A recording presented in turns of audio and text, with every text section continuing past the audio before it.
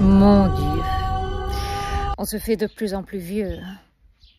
En haut lieu, on vient de décréter le couvre-feu pour tenir en respect les jeunes de banlieue, pour punir les moins sages et les plus sauvages d'entre eux, et puis signifier au creux à leurs parents qu'on peut toujours faire mieux pour rendre les enfants moins vicieux et plus vertueux, en leur apprenant, par exemple, les règles du jeu. Je vais caricaturer un petit peu.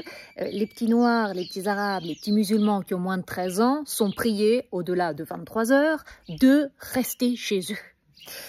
En creux, ils n'ont pas encore l'âge de mettre le feu dans leur banlieue. Bon, c'est de la poudre aux yeux. Ce n'est pas généreux, c'est plutôt tendancieux.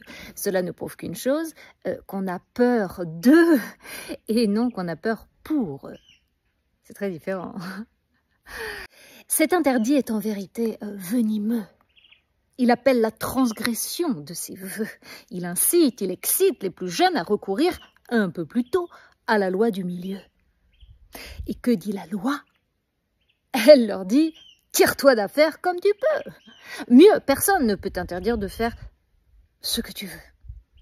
Tu peux toujours mettre le feu à la substance des choses si ça te rend heureux. Et pour avoir encore plus envie d'avoir envie, sois du côté des enviés et non des vieux envieux. Couvre-feu. Ouh. Quand on creuse un peu, on y découvre quand même quelque chose de vertigineux, que c'est la déclaration de notre impuissance devant l'état des lieux.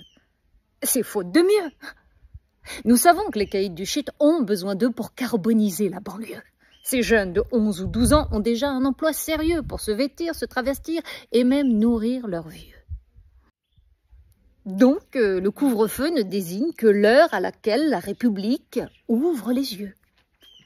Ce qui signifie qu'elle se résigne à les fermer tout le reste de la journée, où le charbon se moque des cendres et méandres de la Ve République. Laïque, mais surtout, ô combien comique.